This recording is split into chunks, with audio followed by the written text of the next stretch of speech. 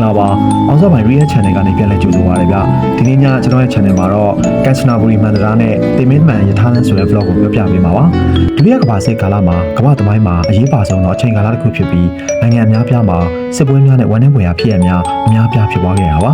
အဲ့ဒီအချိန်ကာလအတွင်းမှာထိုင်းနိုင်ငံအနောက်ပိုင်းရှိကန်ချနာဘူရီဒေသမှာတည်ရှိတဲ့ Bridge on the River နဲ့ Burma Railway ရထားလမ်းတို့ကစစ်သမိုင်းအတွက်အလွန်အရေးကြီးတဲ့အထိမ်းအမှတ်နေရာများဖြစ်လာခဲ့ပါတယ်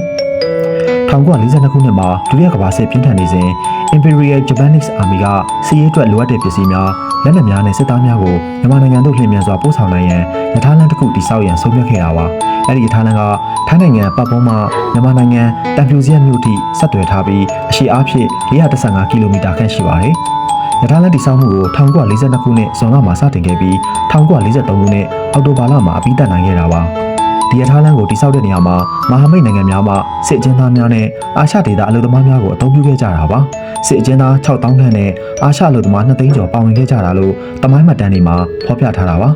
ဒါပေမဲ့အလုပ်လုပ်ရတဲ့အခြေအနေများမှာအလွန်ခက်ခဲပြီးအာဟာရမလုံလောက်ခြင်းမလေရီးယားကဲ့သို့သောရောဂါများဖြစ်ခြင်းသွေးလွန်တုပ်ကွေးဝမ်းပြတ်ဝမ်းလျှောအလုပ်ပင်ပန်း၍ဖျားနာကိုက်ခဲခြင်းစတဲ့ရောဂါများဖြစ်ပွားခဲ့တာကြောင့်အလုပ်သမားများအလွန်ကျွံတည်ဆုံးခဲ့ကြပါတယ်စေဝါများမရှိခြင်းတို့ကြောင့်လည်းလူအများပြားအသက်ဆုံးရှုံးခဲ့ရတယ်လို့မှတ်တမ်းတွေမှာဖော်ပြထားတာပါစစ်အကျဉ်းသား12000ခန့်နဲ့အရှအလုပ်သမား9000ခန့်တည်ဆုံးခဲ့ကြတယ်လို့ခန့်မှန်းထားကြတာပါဒါကြောင့်အဲ့ဒီရထားလမ်းကိုတင်မင်းတမန်ရထားလမ်းလို့လူအများကခေါ်ကြတာပါ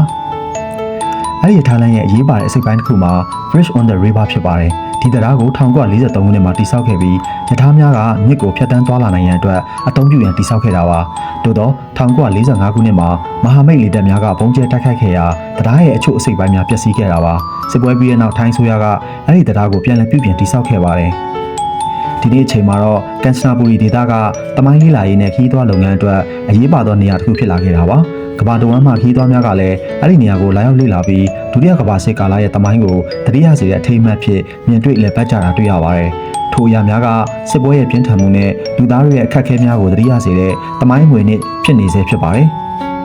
ဒါကြောင့်ကန်ချနာဘူရီမှန်တရားနဲ့တေမင်းတမန်ရထားလမ်းကဒုတိယကမ္ဘာစစ်တမိုင်းမှာမမေ့နိုင်တဲ့အမှတ်တရတစ်ခုဖြစ်ပြီးတမိုင်းရဲ့အခက်အခဲနဲ့အမှတ်တရတွေကိုဖော်ပြနေတဲ့တမိုင်းဝင်နေရာတစ်ခုဖြစ်တဲ့အကြောင်းကိုဒီနေ့ကျွန်တော်ရဲ့ Memory of History ဆိုတဲ့ vlog ကနေပြောပြပေးခဲ့တာဖြစ်ပါတယ်ခင်ဗျာ